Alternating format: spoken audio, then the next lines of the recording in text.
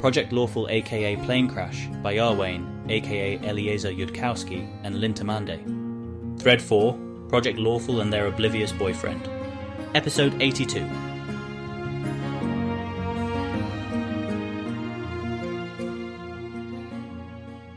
Full timestamp day 6, late morning. Greetings, my esteemed co-researchers. If you're wondering why I didn't lecture you more yesterday, it's because I was being a complete idiot to the point where I don't actually want to talk about it. Is that dignified of me? No. Having established this point, let us now continue with exploring further into probability. So far, we've talked about two of probabilities. Let's call them law fragments. The baseline term won't translate easily, if at all. The first law fragment was that, if you're rating how likely things are to happen or be true, even if it's just on a scale from 1 to 12 where nothing on the scale is labeled, it still seems pretty reasonable that you can't say. It's more likely that strictly more propositions, things are true, even if the scale isn't labeled enough that we know where to put a chance that's half some other chance. It can't be less likely that we have beef for lunch than that we have beef for lunch and a spun coin lands queen. Keltham has of course returned Carissa's gold coin to her by this point. You can tell because he still has cleric powers. He has now exchanged some of his platinum for gold, silver, and copper, and has his own coins about him.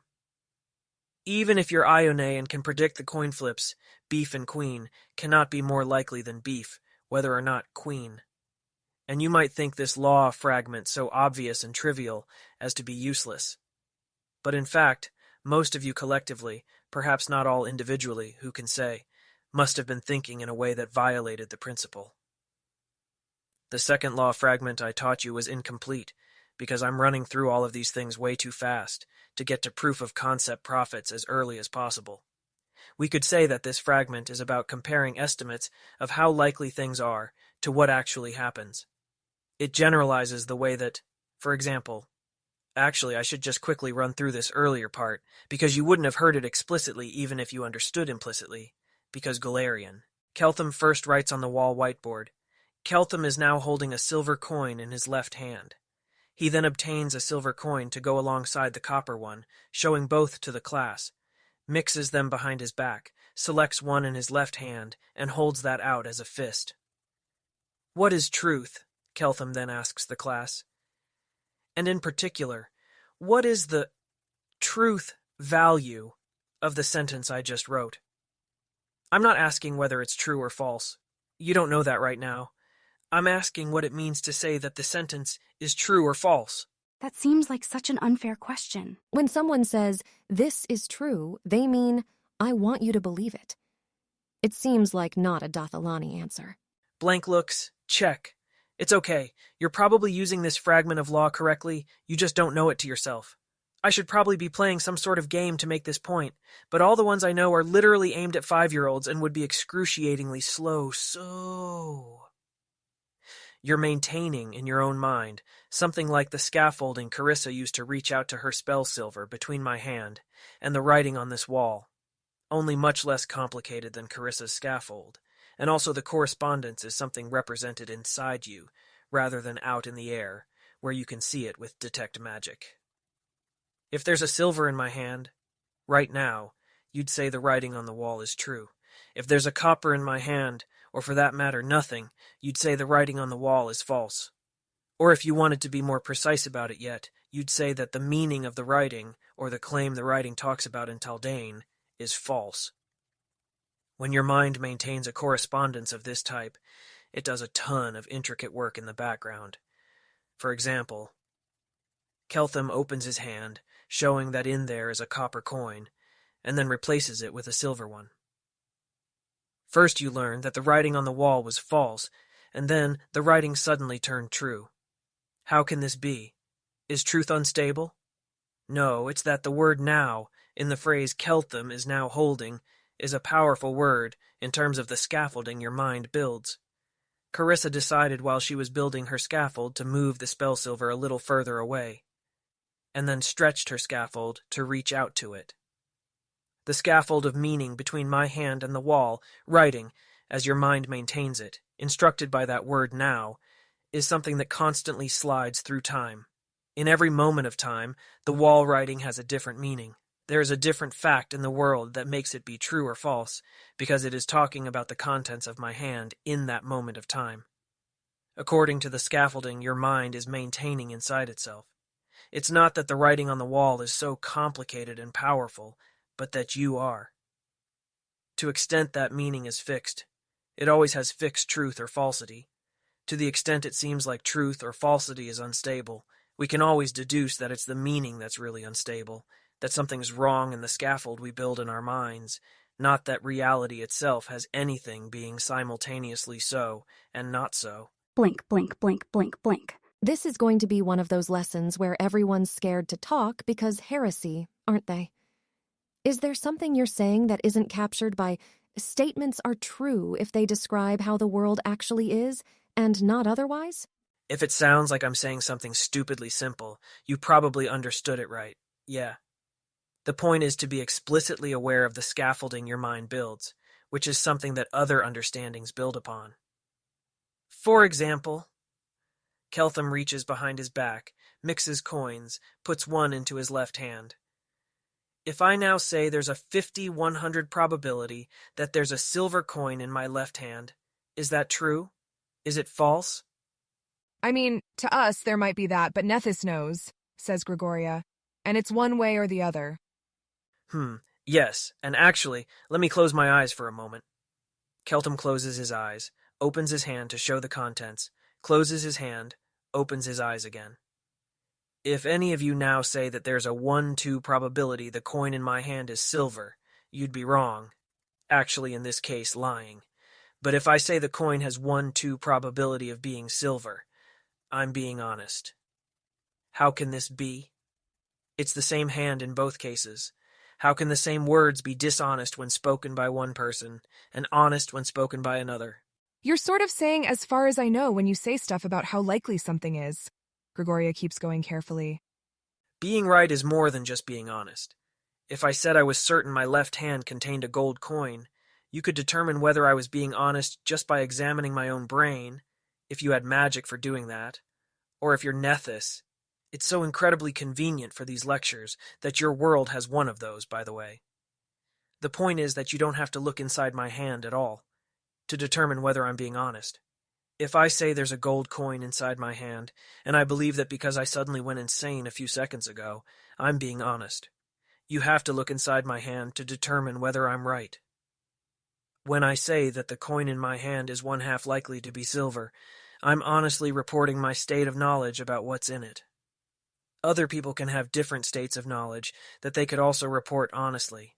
In the scaffolding we construct, my probability of this coin being silver is not just a fact about the coin, it's a fact about me and what I know. If I don't know whether this coin is silver or copper, that's not a fact about the coin, it's a fact about me. The coin itself is just silver or copper. Only people, only minds, can ever be uncertain. Reality just is. If I've got a map of a city, you've got maps here, right? And part of the map is left blank. That just means I don't know what's there. It's not that I go into the city and find a huge emptiness where the blank section of map is. Of which it is also said in Dath Ilan, all confusion and dismay exists in the mind, not in reality, for a blank map does not correspond to a blank territory. All of this seems like it is sort of coming in sideways to the main way truth is complicated in Cheliax, which is that you shouldn't believe heretical things. Like, where do you put heresy in that framework? It's a thing in the territory that makes mortals be worse and stupider. It's a map error. It's a translation error between reality and your map.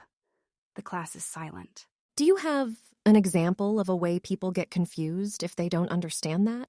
Well, you could take a class of high disagreeability 6-year-olds and expose them to different information about the same play mystery and see if you could get them to shout at each other about how they were lying about the probabilities. Or actually, possibly there's a simple thing that I guess people in Galarian actually could be doing wrong if they haven't had any training, which is thinking you believe a bunch of sentences where your scaffolding is broken to the point where you can't even take the sentence and figure out what is it in the outer world beyond the sentence itself that would make them be true or false or righter or wronger. See what's the equivalent of Keltham's left hand and now, and the kind of coin that has to be inside it. If you were 6-year-olds, I could come in and very sincerely tell you about which animals were or weren't Wakalixes, and test you on which animals were or weren't Wakalixes to make sure you could repeat the answer correctly, and then mix you with a different class of 6-year-olds who'd been told different animals were Wakalixes by a different teacher.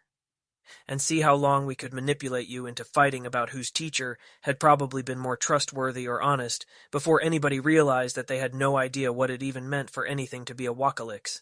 That their scaffolding wasn't reaching out to any fact, in reality, that could make the sentences be true or false. That they just memorized what the teacher had said, and repeated it back, without it having meant anything.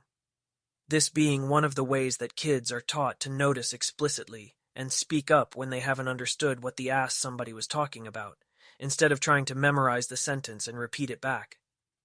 And then for the rest of your learning, you're going to be up against teachers who try to throw subtler and subtler, meaningless or underspecified statements into your education to see if anyone calls them out on it. Carissa is pretty sure she hates this lesson already. I'm not immediately thinking of any Wakalixes. I mean, there are lots of monsters where all I know about them is a page in a textbook, but someone put that page in because we might have to kill them. Actually, now that I think about it, I should maybe have delayed that lesson until after everyone has been tapped with Owl's wisdom, in case it's the sort of thing where Owl's wisdom lets you notice a bunch of stuff you thought you believed that was actually meaningless, and we want less cumulative personality impact from all the things like that, which are allowed to build up between wisdom boosts. Though I wouldn't actually expect much impact from that. I mean, if it's meaningless, it's probably not built into the core of your personality, or important to your motivations or anything. Why is she terrified? I don't know. There are people who build their entire personality around avenging the death of their wife at the hands of goblins or something, and I could imagine tapping them with an owl's being pretty soul-shocking because of realizing it's meaningless. But mostly that kind of thing happens in lawless places. I don't see why it'd be meaningless. I mean, it might be not the wisest thing to do given costs and benefits, but it's not meaningless. You can look at the world and see whether or not it's true that somebody's wife actually got killed by goblins. You can look at the world and see whether those goblins are dead yet. If you're driven to make the goblins be dead because they killed your wife, then the content, the meaning of that drive inside you either isn't true or false in the first place, or we have to build a complicated scaffolding about it to see how it's true or false in a complicated way. Ione is worried if she's maybe the only person in this classroom who can think about this clearly enough to do something before all the Asmodeans have their minds explode. And the problem is, she can't actually figure out what she's supposed to do about it. Though maybe as one of Lord Nethys's own, it's heresy for her to prevent things from exploding. But is this a kind of explosion that Lord Nethys finds pleasing to him? Okay, then yeah, I don't know any meaningless things people do, offhand. There are worshippers of Eridan, the dead god. But I think that's wrong rather than meaningless. Like, I think they think he's not dead. I mean, you're not 6 years old. I'd expect you to at least notice the Wakalixes thing if somebody ran that on you. Even without knowing the law fragment of meaning scaffolds explicitly to yourself, I think you'd notice if you were in a classroom and the teachers were getting you to repeat back. Things where you just had no idea what they even meant. If this is a kind of thing where it maybe possibly makes people's minds explode harder if they go too long between Owl's wisdoms, we should maybe go back to the probability stuff and wait until everybody's had an Owl's wisdom once before picking this up again, says Ione. It had better not also be her job to figure out what Asmodeus's priests need to tell everybody, or do to them, in the window before this lesson resumes, so that they don't explode too hard later. Ione could already be treading perilously close to Nethysian heresy, for all she actually knows about Lord Nethys's laws, in trying to make something explode later, or giving somebody else a chance to partially soften it. Fair. Why rely on the thing's probable safety when you can just not do the thing, as the saying goes? Some tension leaves the room. It probably goes in a more general lesson on how to notice wacky stuff inside you that took root somewhere because you thought other people wanted you to believe it. and more generally, the difference between what you think you believe and what you actually. She interrupts their teacher. After everybody gets their first owl's wisdom, Keltham, and maybe then slowly, if it's the sort of thing that even maybe, possibly, builds up between owl's wisdoms. Right. Fair. Ione wants due credit for this. It's not actually in the terms of her agreement with the Asmodeans that she has to shield their sanity from Keltham. Teaching in Dathilan sounds like it's a lot better than here. You end up spending lots of time memorizing meaningless stuff just because you didn't pay close enough attention to the part that made it meaningful, Gregoria says. And the student assessment methods miss this as a problem, because... Subject change back to probability now. Ione interrupts their teacher a second time in the same lesson. Right. Somehow this is deeply and strangely satisfying. She's going to need to... What is she even going to need to do? She's going to need to have the lesson in advance, preemptively. That's what to do. Have a big heresy session where everyone says heretical things. Should be fun. Before she does that, she's going to need to try an owl's wisdom herself and get to the question of why she's so scared. Maybe under supervision. Message to Ione. Acknowledged. Anyways, the law fragment you learned yesterday is about building a scaffold between probabilities and the thing that determines how right you were. If I say I put 1-2 probability on my hand holding silver, to determine whether I'm being honest, Nethys just has to examine my brain and see if I'm honestly saying what I think the chances, or if I'd bet 50-100 under a lawful scoring rule and not look at my hand at all.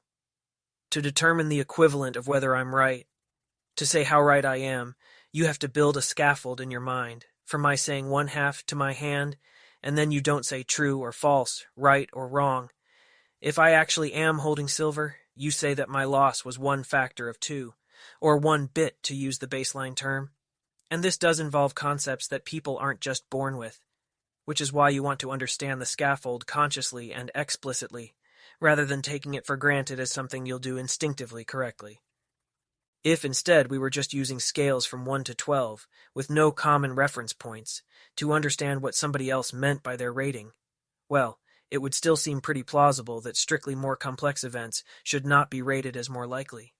But there'd be no obvious way to take the scaffold from the probability assignment to my hand and say how right I'd been exactly. That's one way of seeing why somebody sending out merchant ships might have trouble figuring out what to do with the claim. If you said the chance of a ship making it back was 9 on a scale from 1 to 12. And now that probabilities actually mean something to us, and aren't just wakalixes unto us. Now that such thought is bound to reality in the explicit sight of metathought, we can consider more law fragments about what to do with probabilities once we have them. How does he actually bootstrap to the inverse probability theorem? He learned that way too long ago for him to remember what he got taught before what else. It's kind of hard for him to remember what it's like to not know it. Well, they're not getting any more enlightened by him not saying anything, so he should just start saying things. Maybe start with the informal, and state an informal law fragment before trying to formalize it. That's usually the order in which things are taught. Keltham prestidigitates the wall clear. He then starts to sketch a Dathalani murder mystery game, aimed at sufficiently young children that going through the motions of guessing the key statistics and multiplying odds won't just seem trivial and boring to them. The owner of a house far away from any other houses, a man named Badi, has been discovered dead, the discoloration of his body suggesting poisoning. His head is missing, so this isn't a truly awful crime. The surreptitious head removers were evidently notified duly in advance, and properly called in by the murderer. And in real life, you're obviously supposed to ignore any information you get as a result about this crime having been premeditated, or the poisoning not just being accidental, but it's said for the sake of the game to obviously be a murder, even before taking into account the missing head. I now have additional questions, says Peranza. Well, if you commit a murder, not that you're supposed to, but if you do decide to defect from civilization to that extent, you would obviously still want your murder victim to go into the deep cold so they don't get deprived of their future.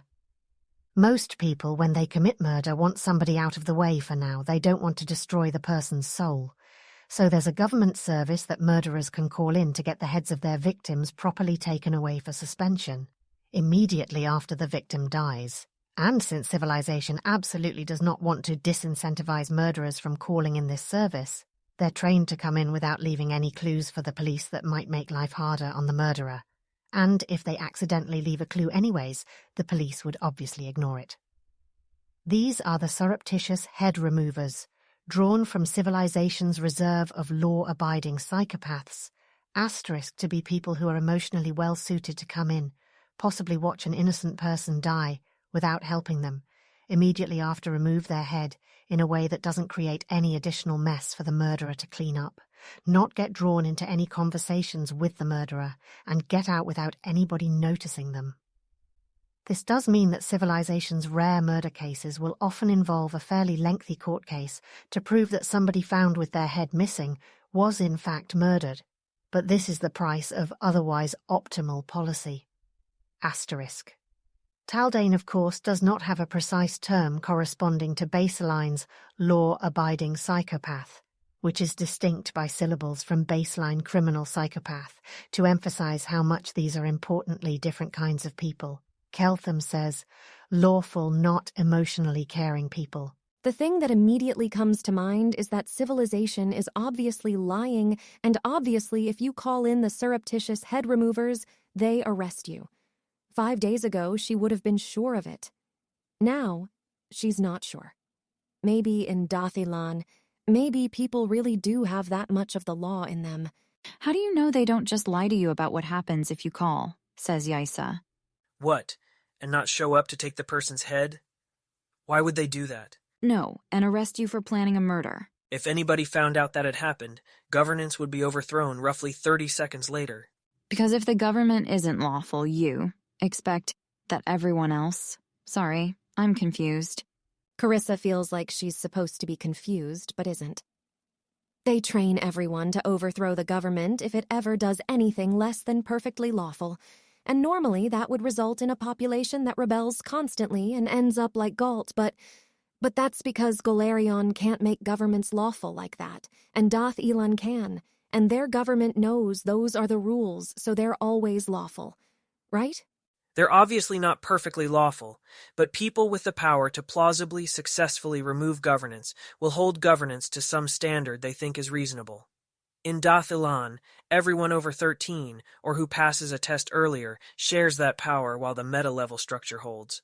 And governance being able to run a service like the surreptitious head removers, which protects people from the equivalent of Abaddon, in an approximately lawful fashion without gross violations, endangering the dead of being lost, is one standard to which we hold them. You, I assume, as wizards with some combat potential, would at some point start to try to hold your governance to account. Say if they developed soul-destroying magical weapons and started permanently slaughtering everybody, starting with Asmodeus's clerics, like if you thought they were doing badly even for Golarion. Frozen silence. Yes, but describing under what conditions you'd overthrow the government makes cooperating to overthrow the government easier, so it's not illegal, because I say so right this minute, but looked at like asking your friends under what conditions they'd agree to help you poison your wife and make it look like an accident. We have a lot of overthrown governments, so people's expectations are different than they'd be somewhere where it's just a hypothetical.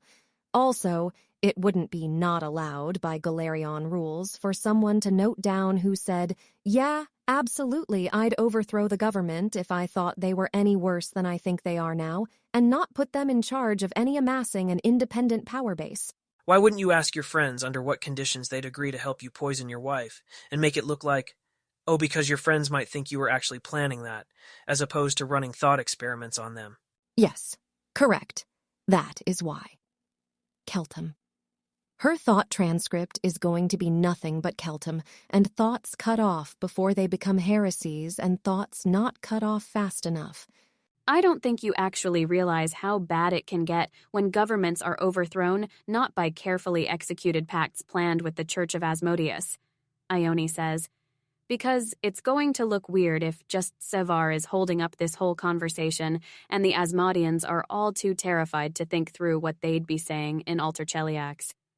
People are careful talking about it, the same way you maybe wouldn't want to go around suggesting that surreptitious head removers arrest people who call them. And I think we were also supposed to learn something about probability at some point.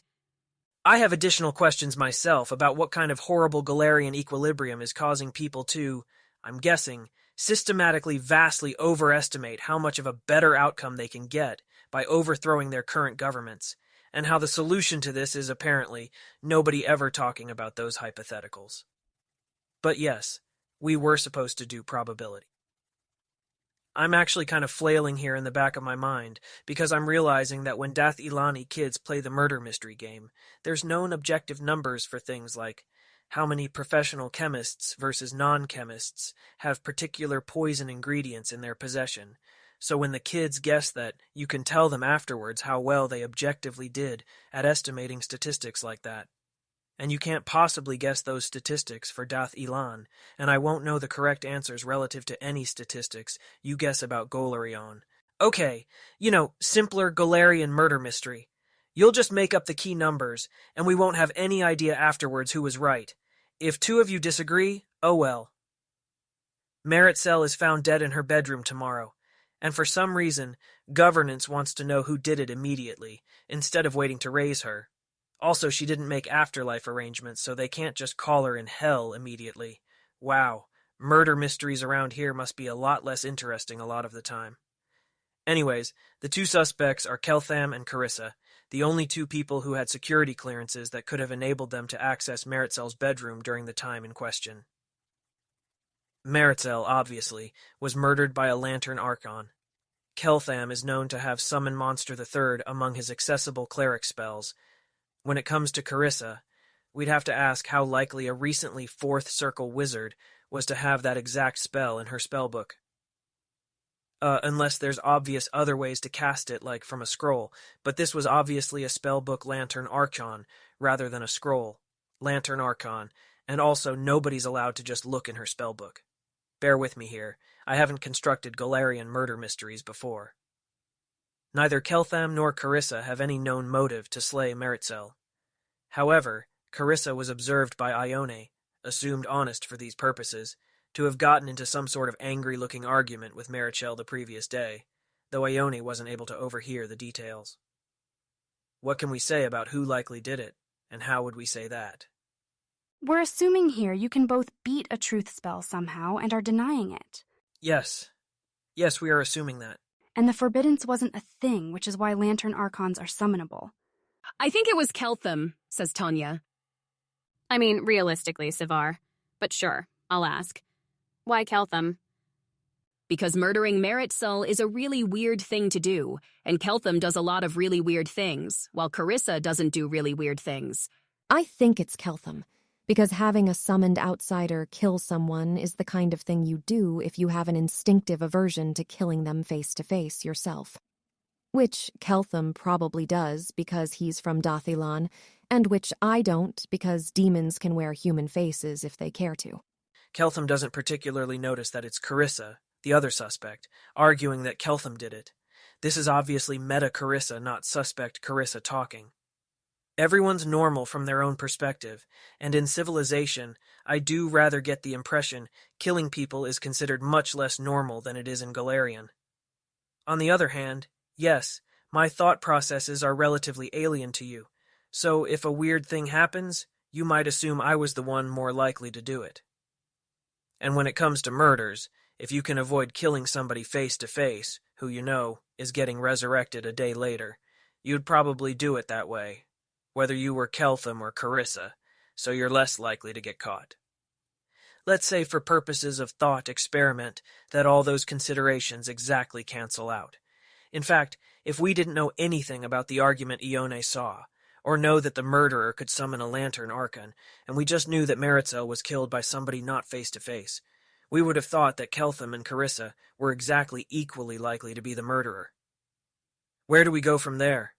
Try to get them to confess, says Gregoria after a pause to consider whether they do this in Taldor. Surprisingly, whichever of Keltham and Carissa is the murderer does not seem to find it to be the optimal course of action, given their own self-interests, to politely tell you that they did it. I think the criminal justice process in Dathilan must be really different. On the one hand, yes. On the other hand, I would have, if anything, guessed it would be different in the opposite direction. Is this an Intelligence 10 thing where actually lots of murderers will just say yes if the police ask them whether they committed the murder? I'm not trained in interrogations, but at least in the popular understanding, you tie them to a chair and shake them around a little and tell them you've already got it figured out, but it'll go easier for them if they admit it than if they keep denying it. And ask them questions from slightly different angles and point out contradictions in what they said and maybe hit them, and they have a hard time thinking about their long-term self-interest. I suspect this is in fact a different experience at 18 intelligence and whatever I turn out to have in the way of wisdom and other stuff your system can't measure at all. If you already had it figured out, you wouldn't need to tie me to a chair. The claim is completely implausible. Asking me questions from slightly different angles can be done without tying me to a chair. Pointing out contradictions in what I said is stupid. You should let me keep talking without telling me how I'm giving myself away. The same way I didn't speak up immediately when I realized the people around me had suddenly acquired arcane sight, just in case that was being hidden for some actually interesting reason. Hitting me does not seem particularly likely to shift how much I consider my long-term interest, except insofar as I decide that I clearly have a very strong long-term interest in certain parts of governance ceasing to exist. I hope I don't need to point out that if we're considering applying enough pain matched to a light enough penalty for the actual crime, that somebody who yields to threats thinks it's in their direct interest to confess, this is exactly as likely to work on innocent people as guilty people. Unless the true murderer is known in advance to have information they can give up, such that the police can verify with near certainty that the confession was true. Otherwise, it's isomorphic to offering somebody 1,000 gold pieces to confess to a crime whose penalty is 100 gold piece fine. Sure, the guilty party will confess, and so will any innocent ones. You're putting them in a situation which isn't a lawful scoring rule. You're not offering maximum reward for true confessions, distinct from false confessions, and you shouldn't expect the words people say to communicate anything. Unless you think you're supposed to tell the truth, even when somebody has tied you to a chair and is hitting you. In civilization, it would just be considered obvious that this is not a cooperative setup where you have an interest in your words being heard as meaning things. You mostly want for the situation you're in to not exist in the first place, so everyone will just try to trash the setup as hard as possible. Again, not trained in interrogations, but I think people do lie. But the lies you tell if you're innocent and the lies you tell if you're guilty are not the same. The details you make up, stuff like that. Carissa doesn't know. Maybe interrogation in Taldor is in fact totally ineffective. It wouldn't be very surprising. Yes, it's the same way in civilization. Innocent people don't always talk exactly the same way as guilty ones. That is in fact why police in civilization talk to suspects in crimes, even if people won't just politely tell you they did it. Except that in civilization, the police don't hit all suspects, including the innocent ones, thereby maintaining a cooperative stance with the innocent parties but not the guilty one, which incentivizes everyone except the actual guilty party to give the police as much actually true information as possible, and forms a further factor distinguishing the guilty party's behavior, which helps the police distinguish them. Maybe that works better? I'm not strongly committed to our system working better, but that's how it's usually done here.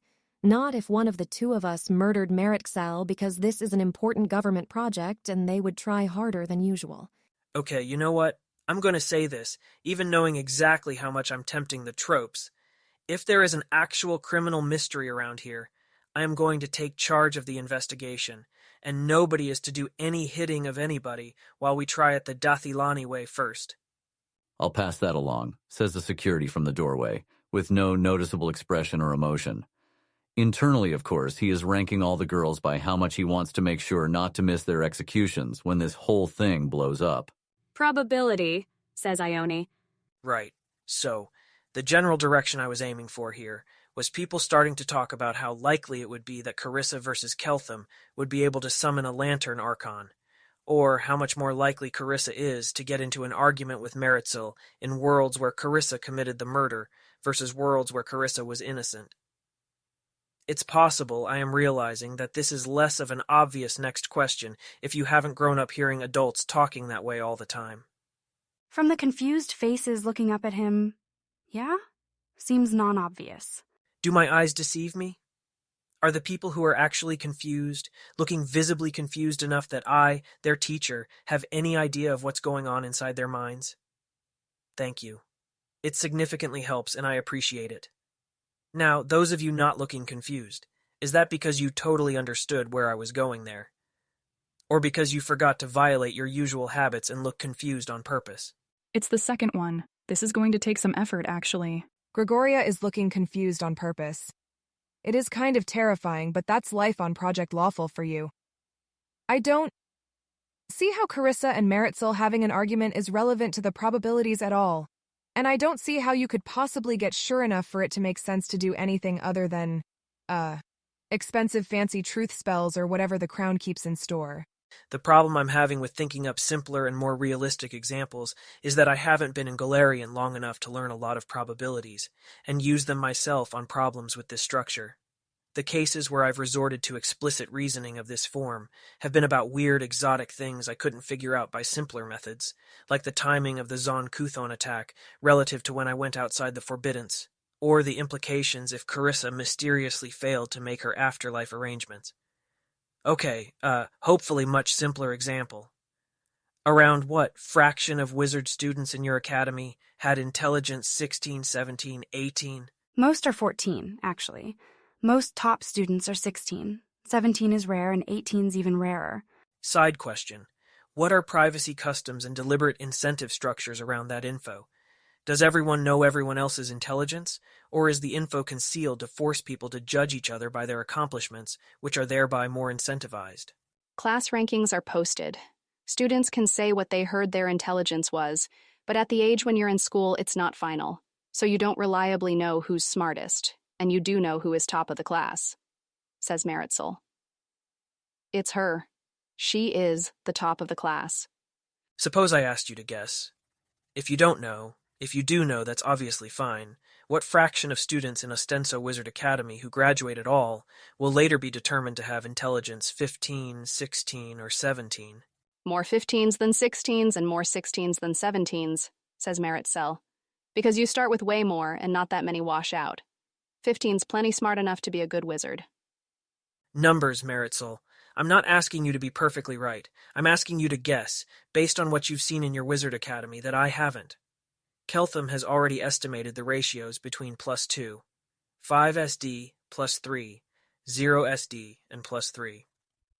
5 SD in terms of their improbability, and the ratio should be something like 15, 5, 1. It'll be 10 14s, 10 15s, a couple 16s, maybe a 17. What was your total class size like? A little over 200 in Ostenso. West Crown's bigger, I think. Quarantine's also bigger. And the population ratios should be... I've been unwisely trying to work this out inside my head, because it's more impressive that way, even if I have a higher chance of screwing up instead. Asterisk, 1 NT 18 to 6 or 7, INT 17S to 40. NT 16S to 200 INT, 15S to 650. INT 14S. So if you've got equal INT 14 and INT 15 representation, then any individual INT 15 is about 3 times as likely to get admitted to Ostenso Wizard Academy than an INT 14. Does all that sound right? He'll write it down on the white wall, in case that helps. INT 18, 1, INT 17, 6, 7 INT 16, 40, INT 15, 200 INT 14, 650, asterisk. In particular, Keltham is unthinkingly treating their intelligence detector's integer output as a perfect floor-name function instead of a noisy round function, though it's not like he'd know that was wrong, and it gets him pretty close. That sounds about right, Maritzel says uncertainly. They admit the smartest. Wait, Asmodeus says out loud. You just got to Galarian. How is that something you know? Oh, that's an interesting question. Why can't it just be another fragment of law that I know and you don't? By the way, Asmodeus is not allowed to answer that question except by message to me. Somebody else has to try it instead. That's how it is in Dathilan, says Gregoria. Except with the numbers shifted like everyone's got a headband on, right? Heh. I suppose that's actually a simpler answer than the one I had in mind. Why would those ratios be the same between Dath Ilan and Galarian, though? What with us having a whole heritage optimization program and subsidies for kids expected to produce civilization-approved, positive externalities, and nutrition that doesn't vary much between kids. For the same mysterious reason both worlds have humans at all? Asmodia? If you'd had those numbers memorized, you wouldn't have needed to work them out in your head and risk getting them wrong, Asmodia states. So it has to be math. But it's the wrong kind of thing to be math. I can't figure out how to say it, but the part about validity. It's not necessarily true across all possible worlds. You can coherently imagine a population or a wizard academy which looks different. So, you conclude, it can't be a validity. What math did you do? Or if you don't want to just tell me, can you show me what the calculations were, and then I can see if I can figure out from those what they mean? Asmodia could, without benefit of any detect thoughts, hear Meritsoul thinking earlier about how she was top of the class in Ostenso, and Meritsoul needs to be put back in her place.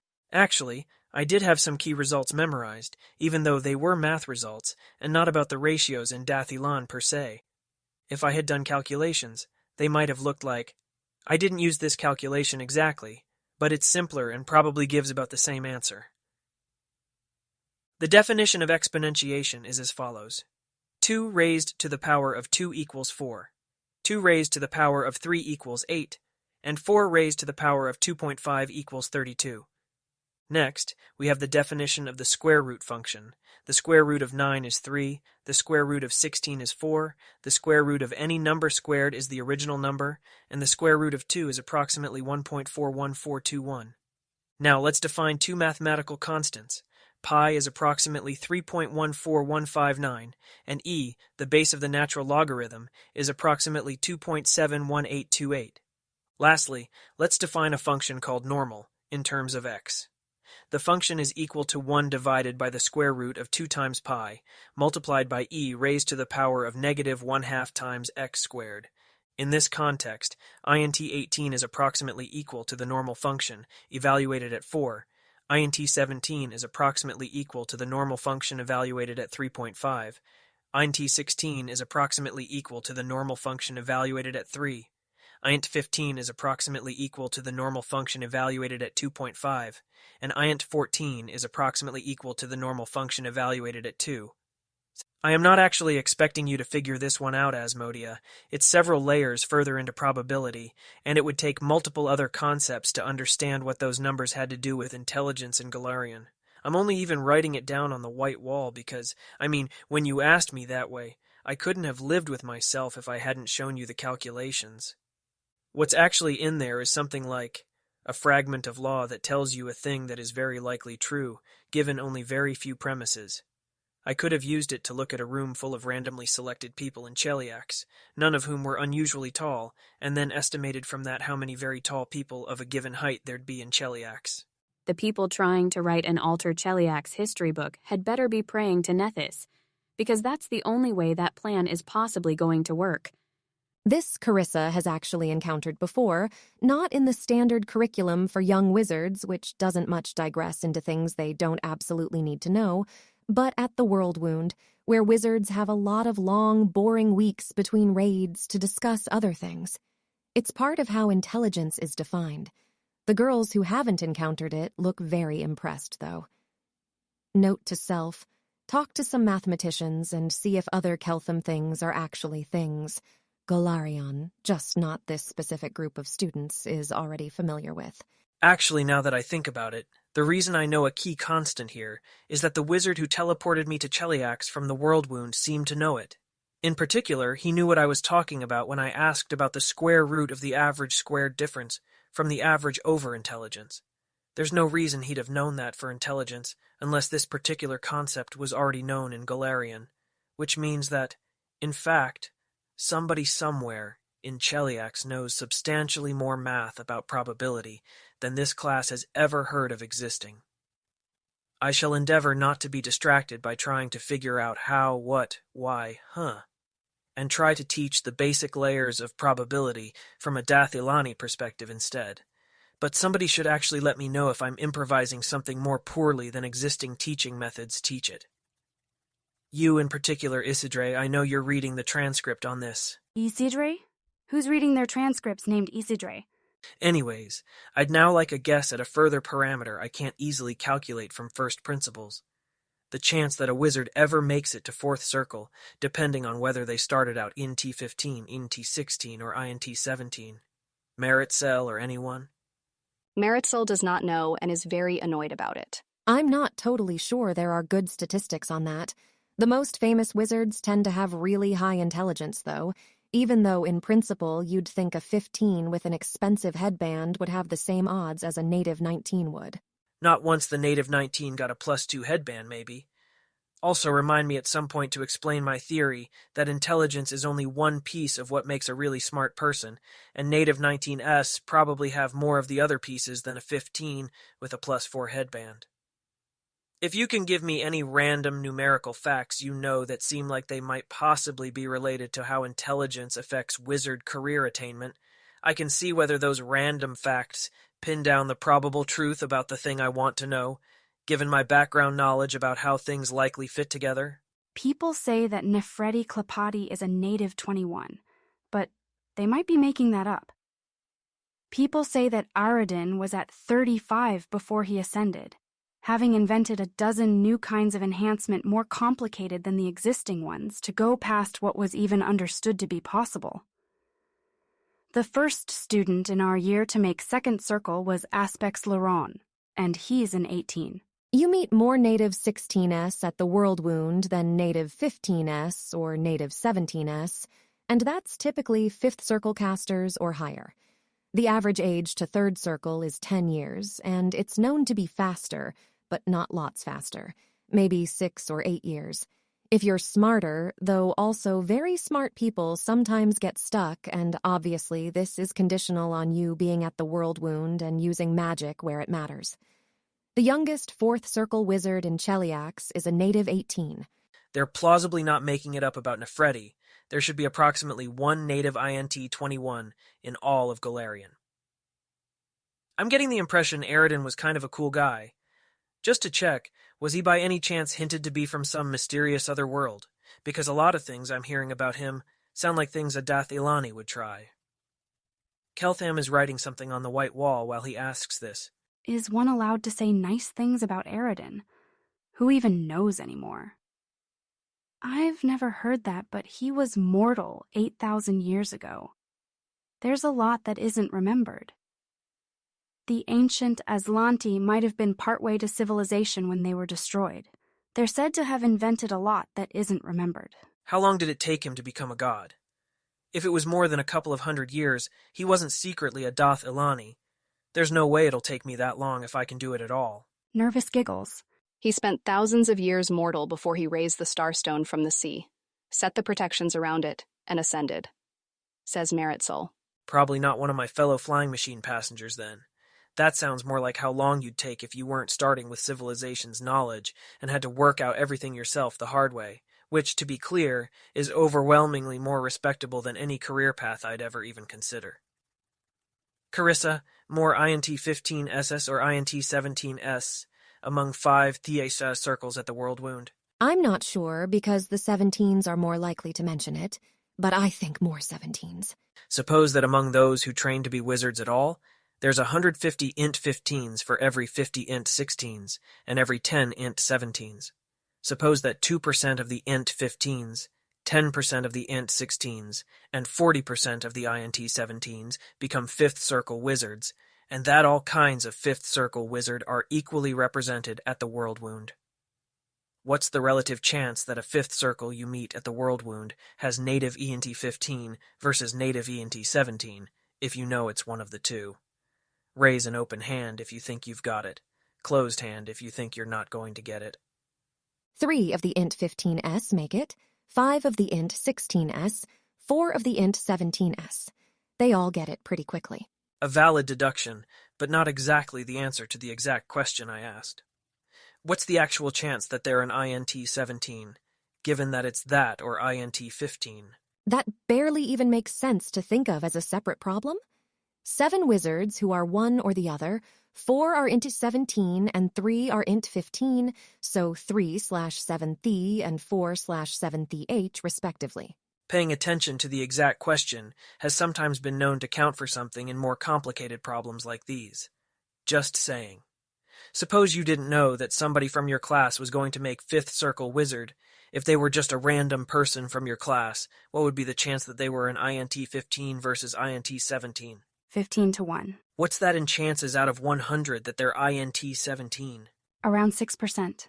Well, suppose we were trying to solve an old murder mystery, Death at Ostenso Academy, which happened 40 years back. We've got a piece of evidence that their INT was between 15 and 17. Another piece of evidence rules out all the INT 16s because they were all taking a specialized class at the time. Going on priors, I think maybe priors would be the best Haldane translation. We'd say there was only a 6% chance of the murderer being an INT 17, because most students at Ostenso Academy aren't INT 17s. However, now suppose we get a new piece of evidence about a later murder, clearly connected to the old one, which appears to have been committed by a fifth circle wizard who served at the World Wound. Suppose, somebody says, that both murders were committed by the same person.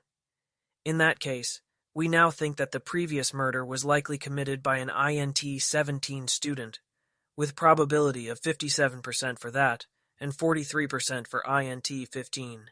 They follow the logic, or are again hiding that they don't.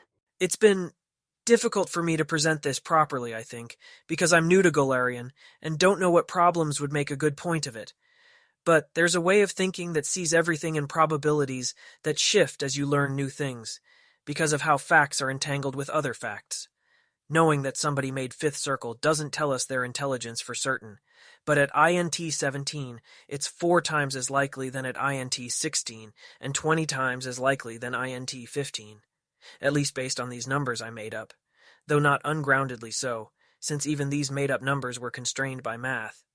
I knew for the probable shape of the general population curves for how many int 17s versus int 15s, combined with Carissa's observation that there's more int 16s than 15s or 17s among Worldwound 5 the circles, and slightly more 17s than 15s.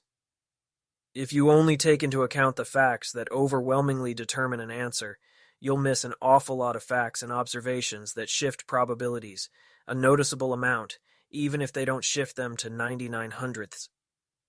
If you consider the original murder mystery I tried to offer you, what a Daith Ilani kid would have known to do, based on the way their parents talk, or some implicit aspect of previous training that I'm too young to remember and see the implications of, would be to ask about the probability that Carissa could have summoned a Lantern Archon, compared to Keltham being known to be able to do so.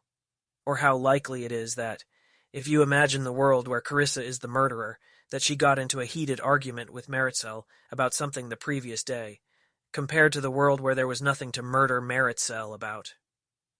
We might say that the priors make Keltham and Carissa equally likely so far as we know. We guess that Carissa is half as likely to have Summon Monster 3rd in her spellbook compared to Keltham's certainty of being able to pray for it, and that Carissa is 4 times as likely to have something to argue about with Meritxell if we imagine ourselves in the world where she had some reason to kill Meritxell compared to the world where Keltham had some reason to kill Meritxell. Then what's the chance that Carissa versus Keltham killed Meritxell, so far as we know? 2/3? From saying that it's twice as likely to be Carissa as Keltham, which is what those numbers multiplied out to. Not bad, though we should have remembered to ask for raised hands instead of just the answer. Yep. Though it's important to remember that, in that case, the numbers really are ones I just made up. Contrast to the way where I had a prior guess about the shape of the intelligence distribution in the population from 14s to 18s, which matched up neatly with what Meritxell said about 15s versus 16s in the Wizard Academy. And then I asked for any relevant facts, and Carissa had some notion of who you run into at the Worldwound. My numbers were all compatible with those facts, which, if this were an actual mystery, might make them more able to support the weight of reasoning with them. Now a warning. Until you've honed your ability to make up numbers and have them be constrained by other facts, you know, You might be better off with your brain just feeling intuitively that some things make Carissa more or less likely to be the murderer, and not trying to know legibly to yourself what your brain is thinking.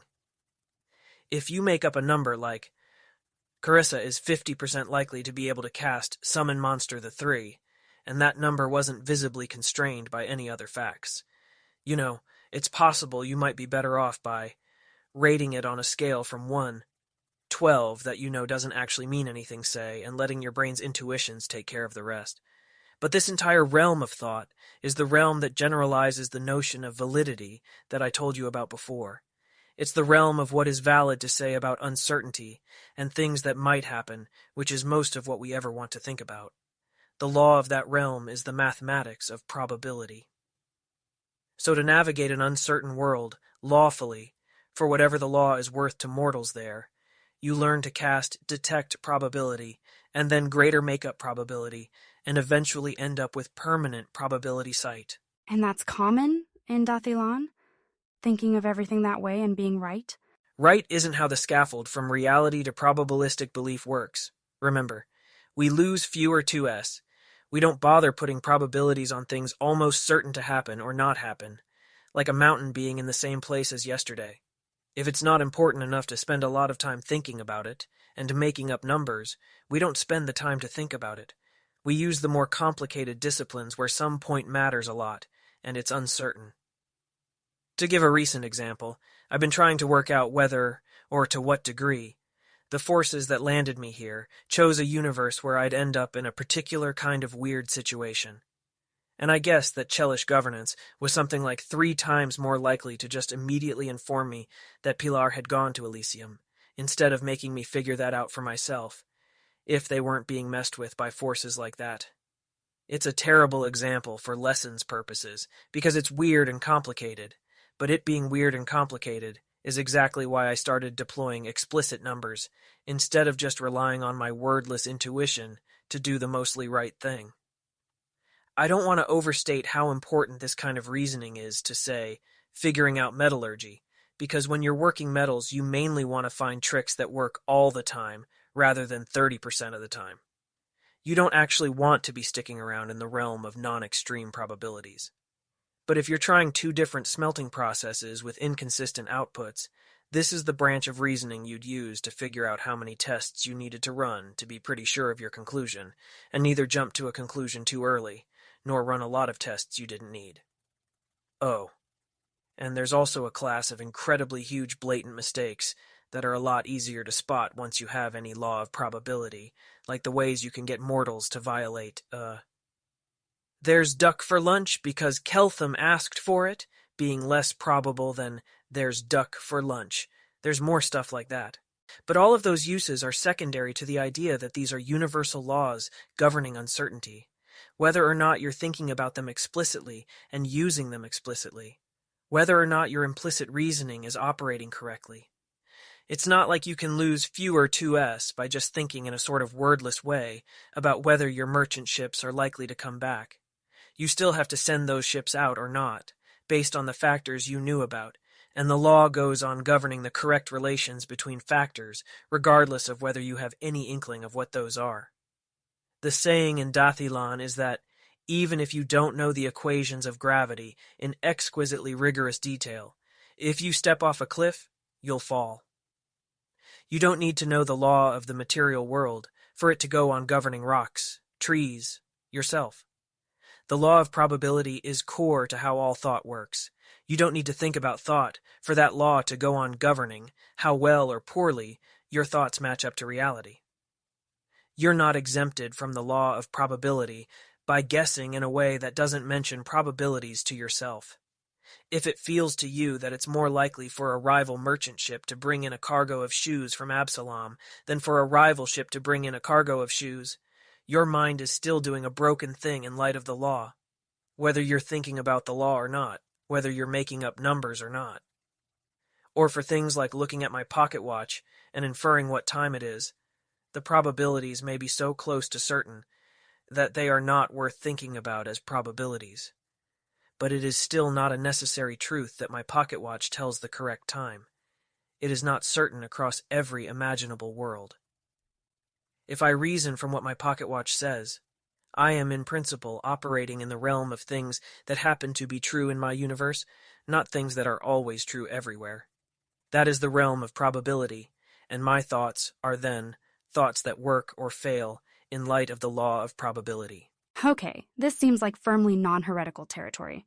They are enthused. For gods, is it all explicit? The question as phrased doesn't make any sense, actually. Humans are mostly running a process they don't understand, blindly doing things without any kind of explanation of why the thing they're doing is even an approximation of the truth they're seeking. Gods obviously wouldn't do that. The process by which they make inferences would be observable to them. They would be able to see why it works. If humans only a little smarter and less broken than Galarian humans can describe it, then gods can see it clearly. Probably. Actually, she's not sure that holds in general. But it feels true in the specific case. To be a god is to be made of math a little more. To have less of a gulf between the unconscious processes you must use to reason and the true processes you know would work. This is false, actually. The gulf is far, far wider. Gods are nearly always too fragmented to apply even a tiny fraction of their full intelligence to any particular problem they are confronted with. They run entirely off of heuristics necessarily much dumber than they are, and reflexes they only occasionally have the luxury of bringing their full mind to bear on tweaking and reshaping. The greater Iomade may possibly, at some point, notice that the Caden Kaelian that she was talking to earlier sounded larger than the fragment of Iomade talking to him. But this is not something that Fragment will notice on its own, or by exchanging updates with fragments of similar size. While running reflex thought, it's hard to notice the non-reflex thoughts of others, except as weird, unexpected responses that weren't the ones you were hoping for, and are instead from some wider space outside the argument space you tried to map out in advance. You have to become larger and thoughtful yourself, to notice that those unexpected responses to you were unexpectedly thoughtful ones.